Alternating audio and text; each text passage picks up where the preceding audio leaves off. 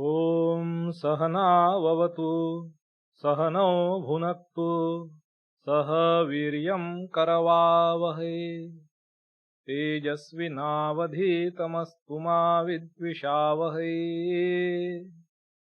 ॐ शान्ति शान्ति शान्तिः। हरिः ॐ। पार्थाय प्रतिबोधितां भगवता नारायणेन स्वयं व्यासेन ग्रथितां पुराणमुनिना मध्ये महाभारतम् अद्वैतामृतवर्षिणीं भगवतीम् अष्टादशाध्यायिनीम् अम्ब त्वाम् अनुसन्दधामि।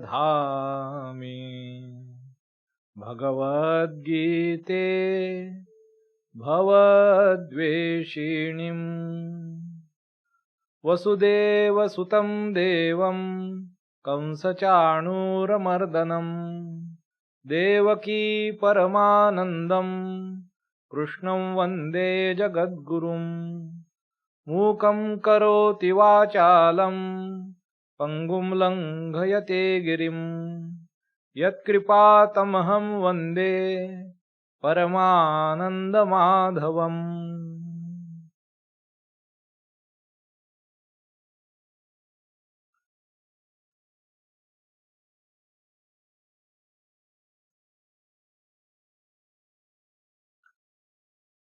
My namaskars to you all who are attending this class on Srimad Bhagavad Gita.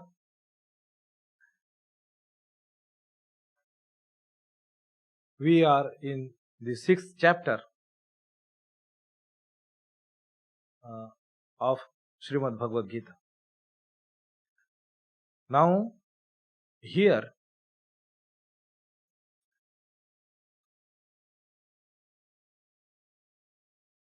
we were looking at few verses. The set of these verses, so from verse number 29 to verse number 32. So these verses expounds the experience of the yogi who has attained this perfection. This experience with related to the outer world. That is important because the earlier set of verses from verse number 27, 28 and 29, they rather are especially 28 and 29. These two verses rather explain or describes the experience what that yogi might have within himself.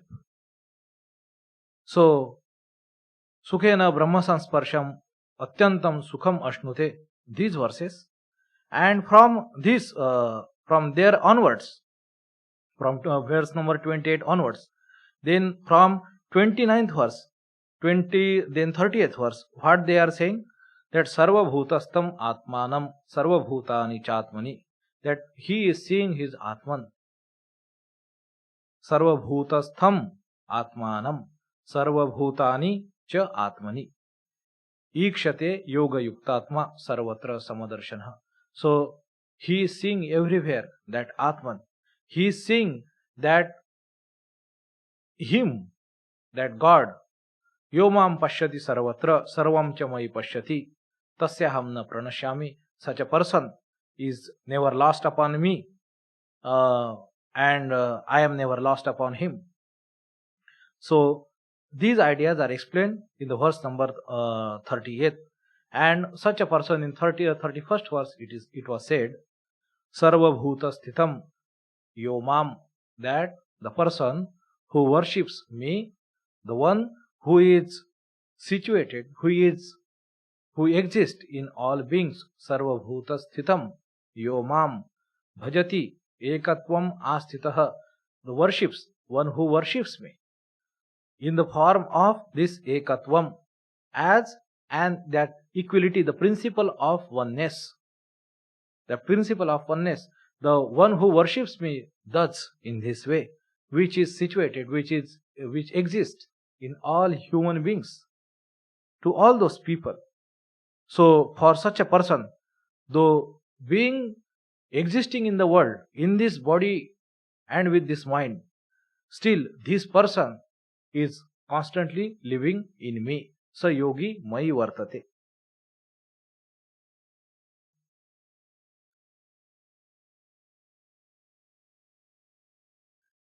This was said in the 31st verse.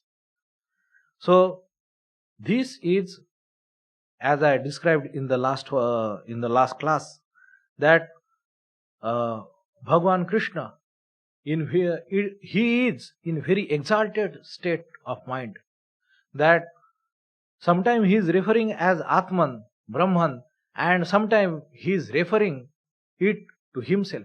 That suggests that he is in that state when he was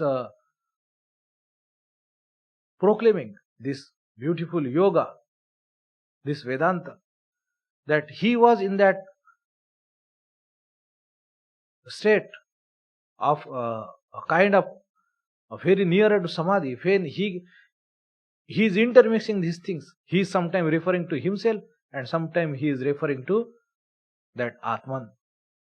Now he is saying that this is the stage that yogi will experience when he achieves the perfection in that path. What he will see? That God exists everywhere, that he exists, that he in the form of that principle of oneness, as that one abiding principle, what we call as consciousness, that pure existence, consciousness and experience, or that infinity, that bliss, Sat Chit Ananda, that in the form that is exists in the same way in all human beings. It is expressed in different way through different mediums, as those medium might be capable of or may be tailored to. So different medium, like you, me, or some other person, or some other being, or some animal or plant, or some different place, even sentient or ancient, Atman is permeated through and through everything. It is immanent in everything. It is the core of everything. Yet it transcends everything. It is also transcendental. It is immanent and transcendental both. So being present in everything, one should not mistake that it is material. That's why it has to be said it is immanent as well as it is transcendental.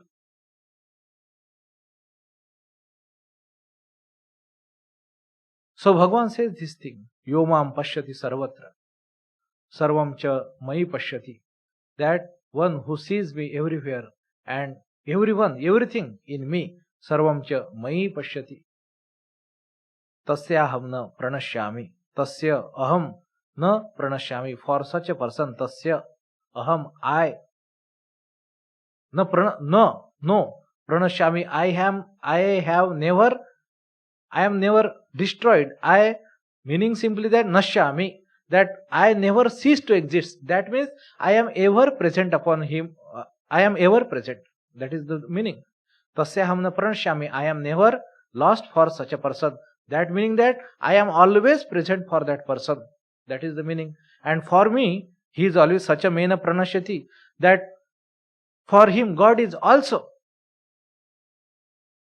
Not only he is beholding his God everywhere, God is also beholding him everywhere. There's such a mena pranashyati. He is never lost upon me. I am always, God is thinking upon him. Not only that he is thinking upon God, or he is perceiving God, he is seeing God, God is seeing him too, always. So that describes or extols the extraordinary stage that yogi achieves. And the person, one who worships me in this way, in the form of that principle of oneness, being in every human, every being, all living beings, or everything, sarva bhuta sthitam yomam bhajati ekatvam astitah, sarvatha vartamanopi, though existent, though we say that how he can have a spiritual experience if it is confined to body and mind. Bhagavan says that this is the thing, that yes. So this Sri Ramakrishna's idea, he said that once you have to go by denying everything, neti, that this is not what? This is not Brahman, neti. Like that, you go on living a step, a preceding step, go and step on the higher step, and so likewise you go up, and finally you climb the roof where you have denied, you have left back all the steps, you have climbed up the roof. Now you have attained that, you can go no farther than that, you have reached the epitome, the pinnacle of it. Then he says you have to climb down by the same stairs. The first negation, and then comes the acceptance. Here you have to negate, you have to give up this material, everything, that this is not God. All your sense of belonging, attachment, sense of oneness, identification with these ideas, and yet this person, when he reaches the highest, when he climbs down, now with body and mind having full awareness of it, ownership of it, existing within it, now he still perceives God. Sarvatha vartamanopi sa yogi mai vartate. Sri Ramakrishna had different kinds of visions. So we see there are kinds of vision where you have to that Sri Ramakrishna or any such devotee, he has to lose this body consciousness, then only he has the vision. Alright? He has the vision. There are extreme high level of super conscious experiences. They are so risky that Sri Ramakrishna says that person may not return from it. Even it is to happen, the people who is to attend Sri Ramakrishna, even for person like him, that they is to be sometime scared whether this is like a vision, because his body will show all the symptoms, all the signs of death. Dr. Mahendralal Sarkar, he was his attendant, and he verified that. When Sri Ramakrishna was in Samadhi, he touched his pupil to check how does it respond. He touched his pupil, he was doctor. So Sri Ramakrishna gave all the proof. As human may desire, human doubts, and this curiosity, and this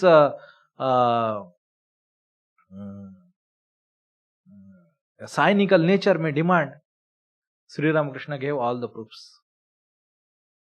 So it almost shows the sign of all the signs of death. Sri Ramakrishna says, for ordinary people do not return from such state if by the grace of God, by his extreme fortune, if they attain such a state, they may not return from it. Only the people of very high class of such a spiritual being, they only return from such a state. Now,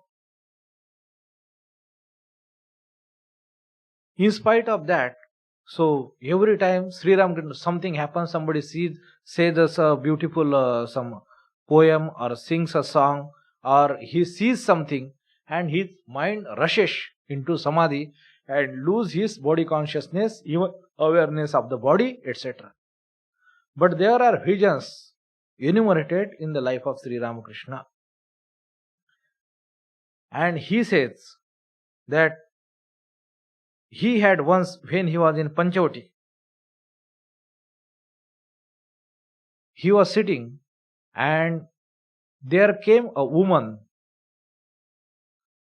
with a frail physique and a pale skin in a white sari. And in spite of that, her eyes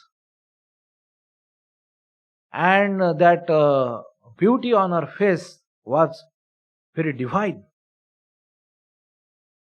It was very divine that he could immediately figure out that she is not an ordinary human being. And she was approaching, and then Sri Ramakrishna saw a big monkey. He jumped from the tree down on the ground, and that monkey started to roll on the ground near her feet, near the feet of that woman. And when that happened, then it struck upon Sri Ramakrishna that she is the Sita. She is Sita. And Sri Ramakrishna says that but this was a very peculiar vision, that because he is seeing every other thing. He is seeing Panchavati, he is seeing Ganga, and he is aware of every other thing. And yet he is seeing that woman. And what happened then? That Sita approached him and finally she merged into his heart. This was his vision. He saw that with his naked eyes. And Sri Ramakrishna says that was my first vision of that kind. This was his first vision of that kind. Sri Ramakrishna, so for even Sri Ramakrishna, all his visions, darshan and spiritual experiences, they were never in full body consciousness. This was his first vision of that kind, when he saw Sita in that way. There were, of course, later on further visions, but pointing out this idea, sarvatha vartamanopi sa yogi mai vartate, that he exists in me. Now, taking this idea forward, the idea of equalities, idea of oneness with the world, idea of oneness with feeling oneness with all human beings. And Bhagavan says now, he is concluding, it is rather he is in that flow. He says that Atma upamya ena,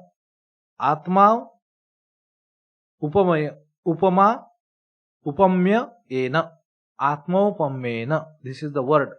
Atmaupamena sarvatra samam pashyati yorjuna sukham va yadi va dukkham sa yogi paramo matah.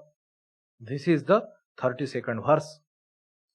What Bhagavan is saying, that upama, that is means that simile, by the simile of the Atman, that like sarvatra, everywhere, the person, this yogi, he sees everywhere in the same way, like he is seeing his own Atman, or like he is seeing himself,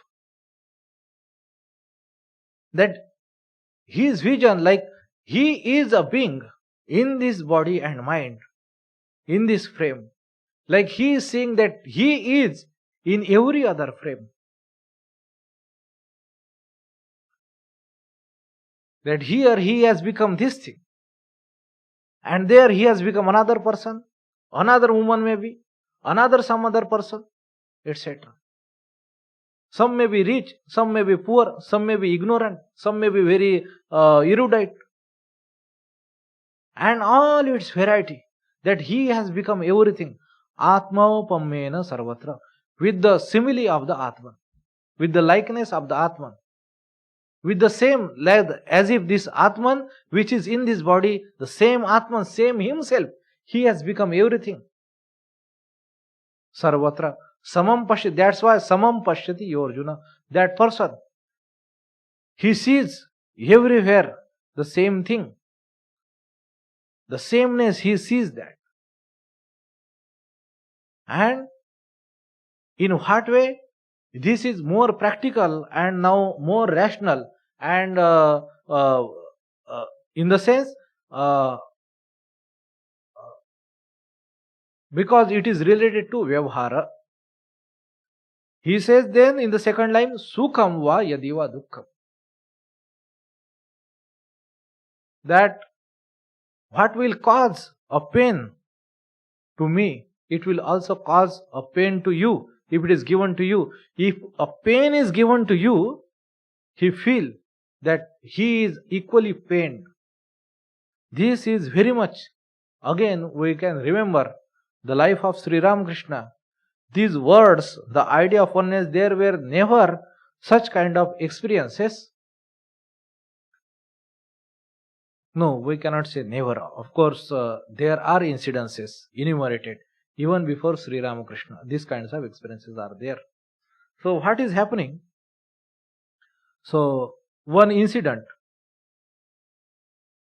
that Sri Ramakrishna, there are a couple of incidents Swami Sardananji gave in his life.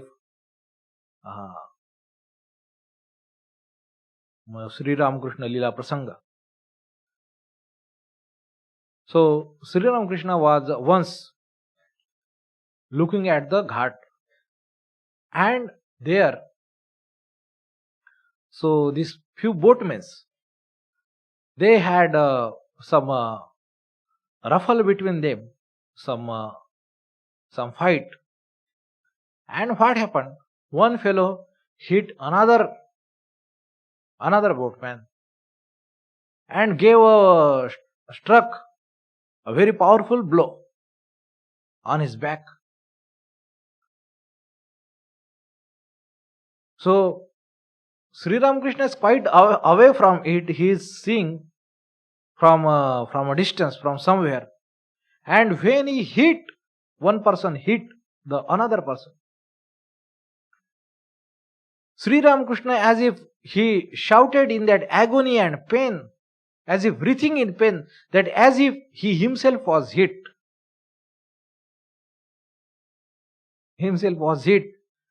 Hridayanath came there.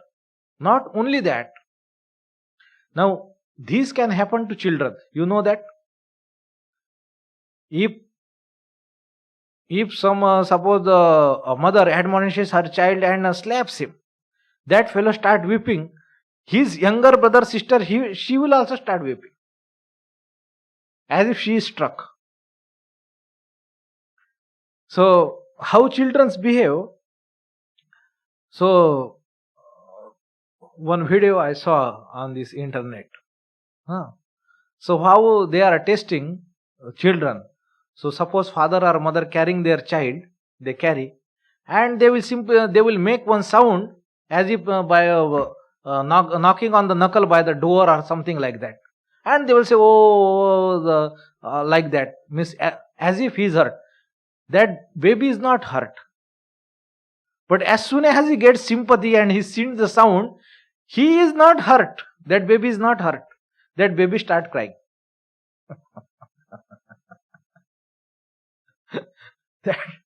that baby starts crying. They make a sound like that on the door, and they will say, "Oh, baby, like that, you have been hurt." They are cajoling and like that, caressing that baby's head. And after that, baby starts crying. So their weeping, it is not rooted in pain. It is in the knowledge itself that is traumatic, that probably he or she is hurt. That itself is enough. So, and this is this experience what we saw, that they can feel pain that if somebody is hurt. Babies can feel that this is in their primary sense of self development. This sense of self has to mature. At that time this happens, they cannot distinguish. If another person is hurt, they feel that as if they are hurt, and they start crying like that. But here in the case of Sri Ramakrishna, there was something more than that. When Hridayanath, his attendant, and his nephew, he came and he saw Sri Ramakrishna's back, a big red patch was there as if somebody had hurt. Hridayanath was furious. He didn't see any person there nearby, and didn't know. Sri Ramakrishna wouldn't say that who has hit him. So it was very confusing for Hridayanath. Sri Ramakrishna recounts these experiences.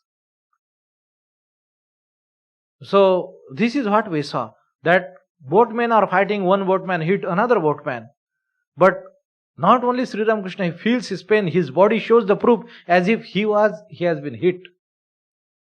Sukham va yadi va dukkham sa yogi paramo matah atmaupamena sarvatra samam pashyati Arjuna. There is similar kind of another kind of experience in which Sri Ramakrishna was simply gazing at the lawn in that Dakshineshwar temple garden, and one person went straight walking through it.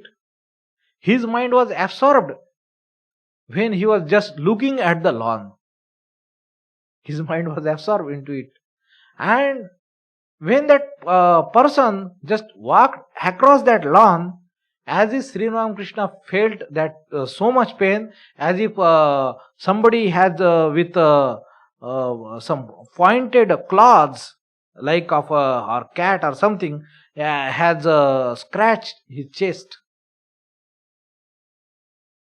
This is another experience, is recounted by Sri Ramakrishna himself, is found in his biography, Sri Ramakrishna Leela Prasanga.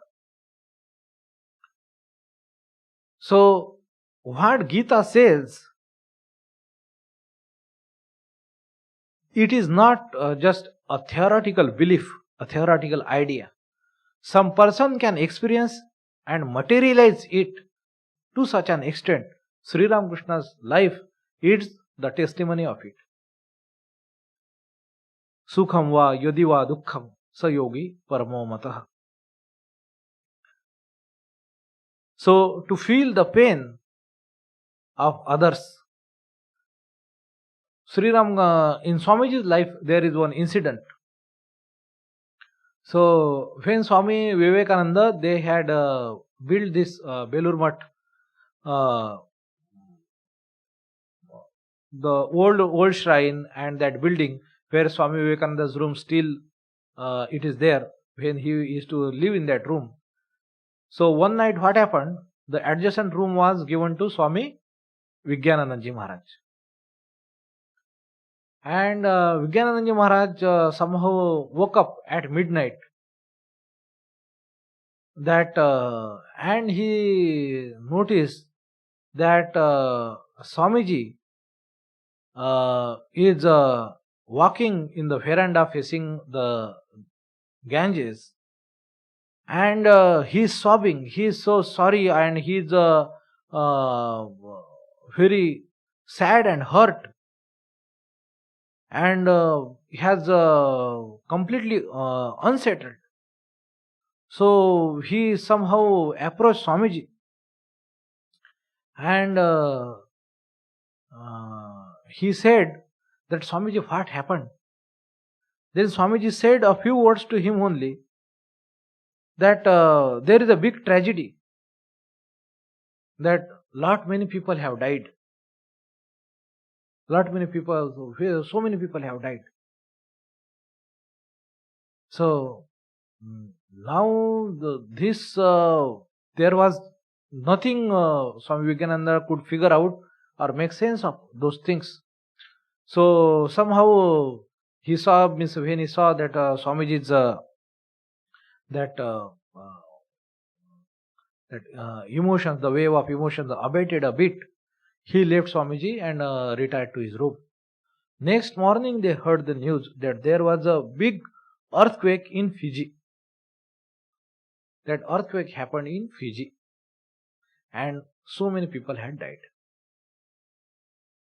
So feeling the pain of others at such a distance, that how Swami Vivekananda knew at that time, that he himself probably did not know where this tragedy is happening.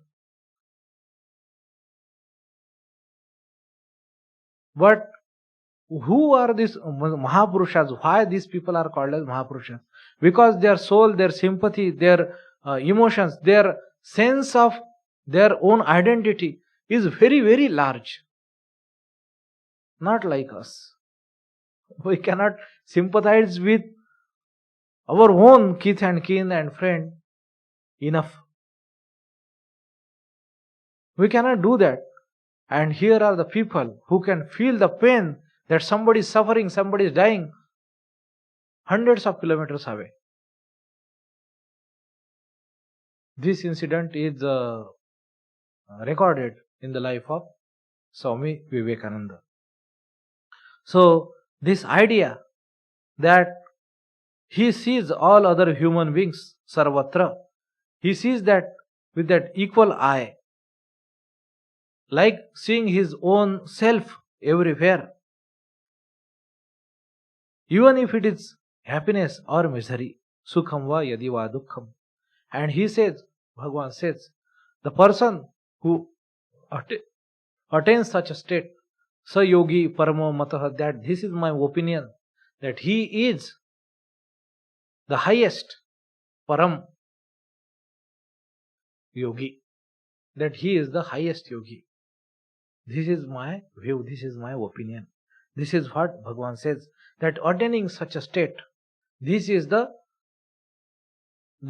epitome of yoga, the perfection of yoga. When yoga is practiced and taken to its highest stage, this is what it must become. This is what a yogi, a practice of the path of yoga, must look up to. That what it must bring in, what it must attain. If somebody is progressing on this path, in what degrees this slowly become realistic in the life of the yogi. When Bhagavan says these ideas, now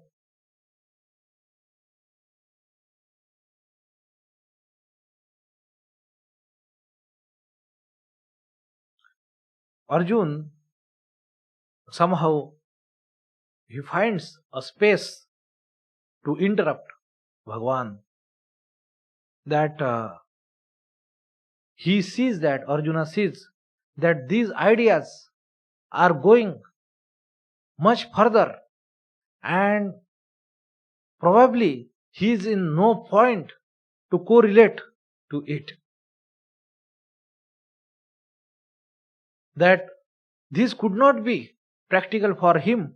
He is fighting a war, that to see everyone with an equal eye, to that Duryodhana, Dushasana, to that Kaurava, all these people who deliberately try to cause harm to these, some who remain mute when these people were humiliated.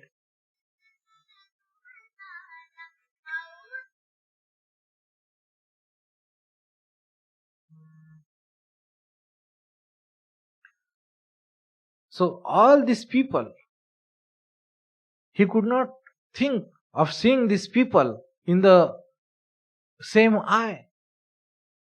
And he interrupts Bhagavan and he says that yo ayam means this, yoga, this yoga, tvaya prokta, said by you, proktah, said by you, sammena, with the help of this idea of equanimity, Madhusudana, O slayer of that Madhu Rakshasa, Madhusudana.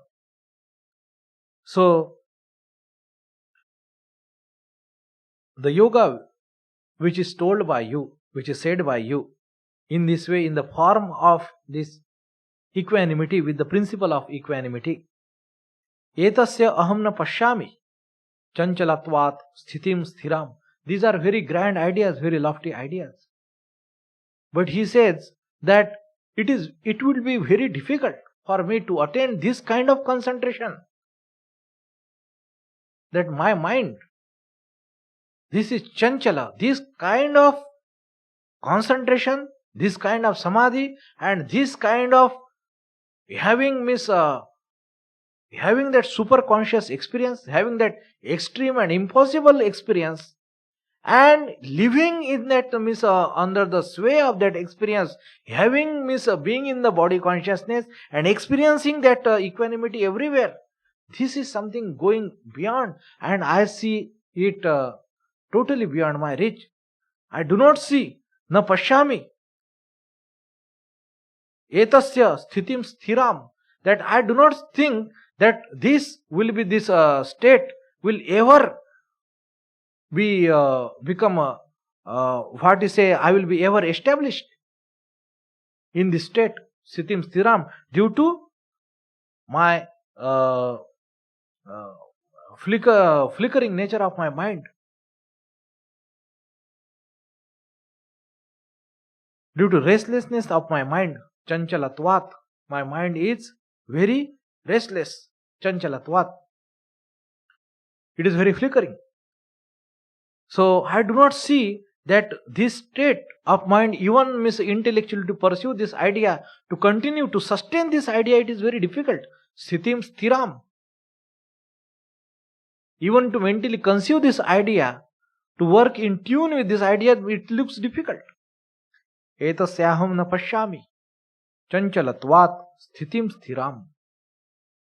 So this is what Arjuna said, that this yoga which has been taught by thee, O slayer of Madhu, as characterized by evenness, I do not see the possibility of its lasting endurance, sthiram, owing to the restlessness of the mind. And he explains the state of his mind, and we can say that Arjuna does this favor to all of us. It explains more or less the state of mind of all jivas, all of us. This is what the state of our mind is. And he says next in the verse 34th, Chanchalam hi manah Krishna. He indeed, this manah is chanchalaha. Chalam, which is moving. Chanchalaha, ever moving. Constantly moving. Never stays steady on anything. Chanchalaha manah Krishna pramathi. That it is turbulent. That this word is used, matha, and with respect to an elephant. If elephant become restless, it is very powerful, and when it becomes of the only destruction will ensue. Pramathi, balavat, it is turbulent and it is balavat, very strong. Drudham, that it is unyielding.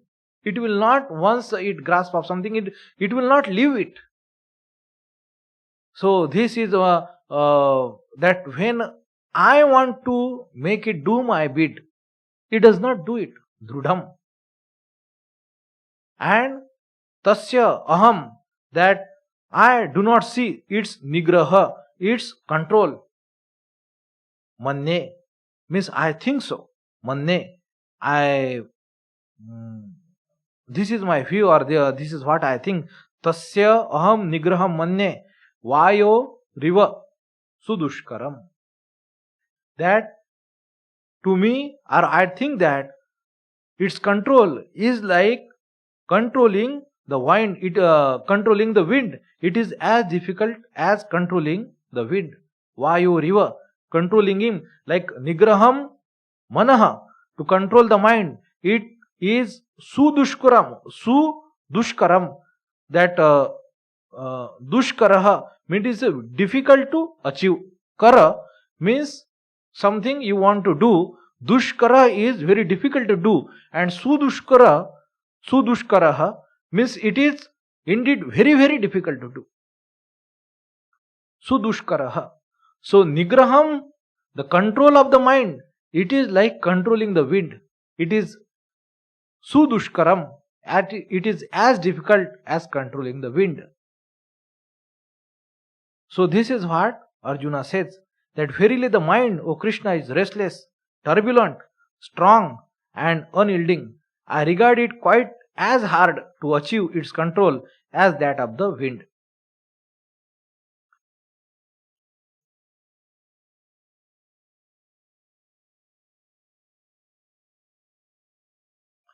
So this is what he says, that your idea of this yoga, that it will be very difficult to achieve with such is the state of my mind. Now Arjuna at this point, now he is seriously considering these ideas. That's why he is talking. At this point, this vanity of Arjuna has completely gone away, which was there in the first chapter. And slowly now he is considering these ideas, what Bhagwan is propounding very seriously. And that's why he poses, now he has brought down the focus upon himself. And he sees that it would be indeed very, very difficult to progress, to achieve this kind of success, as Bhagwan Sri Krishna is extolling. Now that's why he puts it, and he is now completely aware of this idea, and he says that this may not be possible, that etasyam na pashyami chanchalatvat sthitim sthiram, that I will not be endure this idea because of the restlessness of my mind, that my mind is so restless, so turbulent and strong and unyielding, and controlling it, disciplining it would be as difficult, as hard as controlling the wind. This is what he thinks. This is the stage of mind of Arjuna. This is what he says. And this is really more or less experience of every one of us.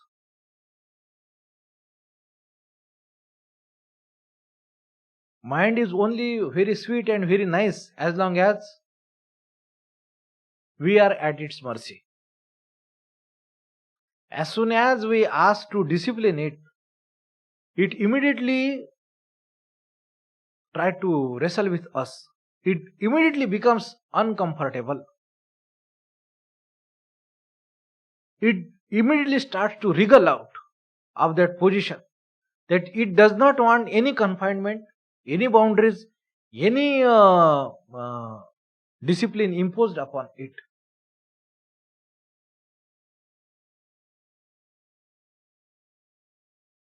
And any good thing, any good value, any substantial, worthwhile,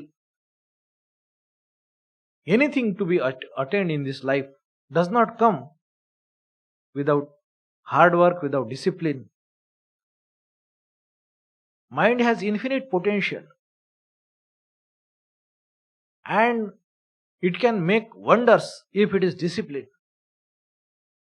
It is compared to that Ratnakara. Ratnakara is another name of the ocean, of the sea, because once you dive into it, you have so many jewels you can find in the sea.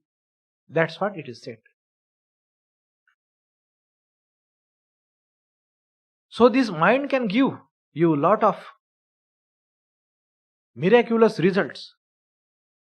Only what it wants, that it does not want to go through that process. It will hanker, it is very happy. Yes, yes, yes, we will do. When it has to do that, when it is not allowed to do something which it generally likes to or find pleasures in, where it finds difficult to concentrate, difficult want to channelize it, work it, and go slow, go deliberately, go step by step, focus, absorb, and we want to take work from it, and then mind becomes uncooperative. It as if becomes stubborn. It is the mind of every human being. Somebody is very intelligent and somebody is very dull. There is no difference. This mind is honed nicely, it is practiced, it is rehearsed properly, and this mind is not. That alone is the difference. It is not something special that person has and this person lacks. It is not like that.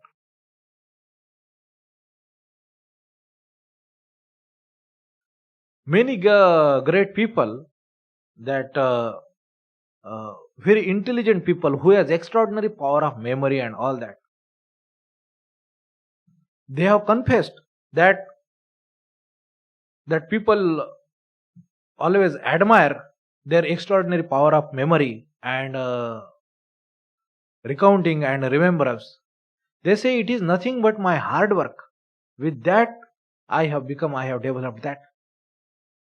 People often ignore this part. So mind is something, it can be developed, it can be with hard work, it can be formed into an extraordinary weapon. It can give us everything, provided we make it do. That is the only thing. And mind, on the contrary, it does not want to lose its freedom, because freedom is our innate nature, and the loss of freedom is something considered by the mind as equal to death. So it immediately starts suffocating. As soon as you want to listen to other person, you want to obey, and even to yourself, that I will make this routine, I will do like that, I want to do that, immediately starts revolt. Immediately you want to rescue itself, recuse itself. No. So many excuses. We will do later. From this day. This is nice day. From this time. When this will come. When that will happen. Etc. etc. On that occasion. This is the reason. That is the reason. Etc. It doesn't want to work. It doesn't want to work. That you have to go. You have to understand. You have to absorb. You have to reproduce. You have to. This new thing what you are teaching to your brain, it is said that essentially your brain, in the terms of the brain, what is happening in the brain, suppose you learn a new thing, it says your brain is constantly creating a new pathways, that is deliberate, that is difficult, demands energy, it exhausts you, it is tiresome, and your mind will always love to escape this, to circumvent this. It always abhors this. It is very averse to it. It always seeks something easy, quick. That is the nature of the mind. That is pleasurable. Anything, any process which takes a time, which takes a deliberation, which takes a work, which takes efforts, it is not pleasurable for the mind. Mind is always after quick satisfaction. Quick satisfaction, that is the nature of the mind. But the great joys, great pleasures, sustaining and intensive, they can only is possible if that mind is inculcated, trained in a discipline. Then only that mind become capable of enjoying higher pleasures, more intensified pleasures. Without that, as is the plane of the enjoyment is gross, so is the quality of the joy or pleasure is going to be gross, crude and limited. It is dependent, it is quickly satisfied, and it is going to diminish quickly.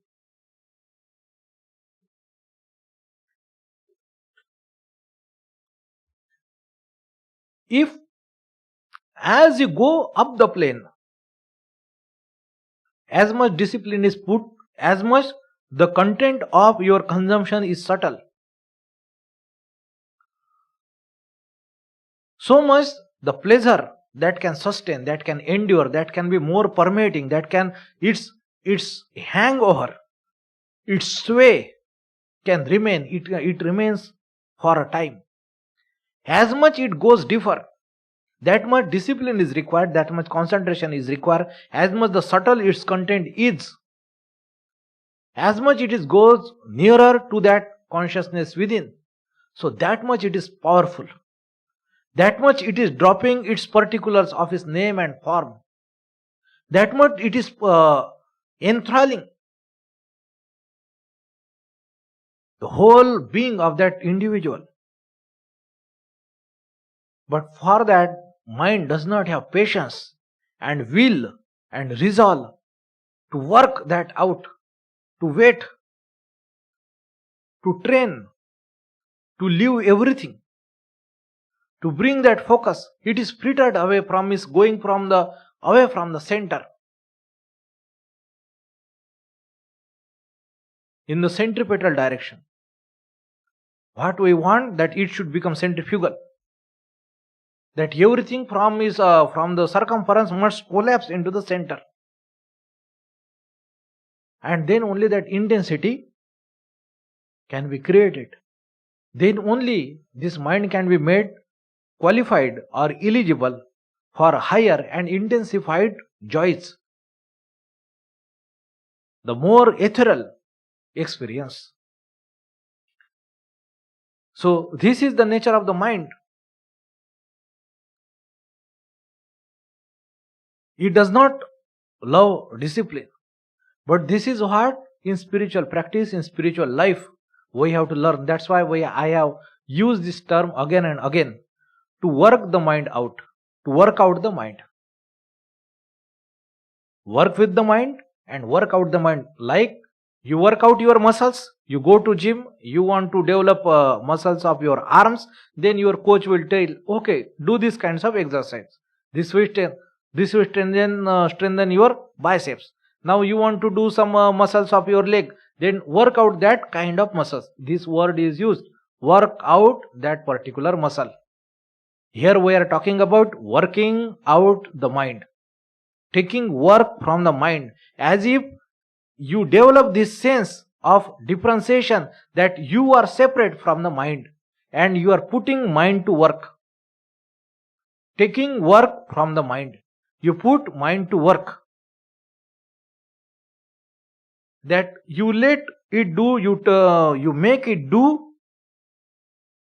what you want. Suppose study, suppose concentration in something, mind can be, if it is trained, so this is the possibility, and this what it must interest spiritual aspirants, that it can develop an extraordinary capacity. This is what is allurement of this path, extraordinary capacity, that if you want, you can almost forget everything and remember only one thing. Mind can do extraordinary things. So this is what the great dream, great ambition of this path, that if you cultivate your mind to look at this, the training of the mind, to make it go in this way, to develop this innate ability. And this is something, remember while discussing this verses of this Dhyana Yoga, I have said these ideas in earlier classes, that meditation is something not you can do, that it is like you take your mind till the doors of meditation, and from there on your mind must sustain, or mind must travel in the realm of meditation. That if this consciousness develop that you are doing the meditation, meditation is disturbed.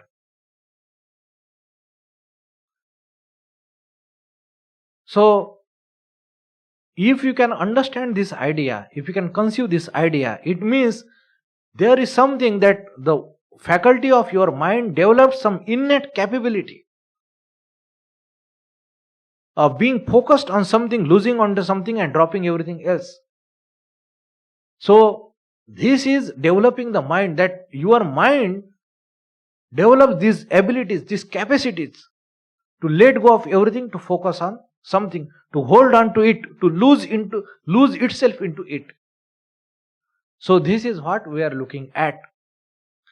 So this mind, the person who has this kind of mind, who possesses this kind of mind, who has weaponized his mind, who has trained and cultivated his mind, who has developed these abilities, honed these abilities, and that person is extraordinary.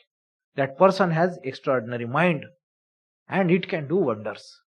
Now he can use it as a tool, as if I have some different things. I have a pen, I have a phone, I have something else. To make use of it, I have a vehicle, I have a good shoe, I have suppose a binocular. These are different instruments, these are different tools. They can be made use of in a particular context.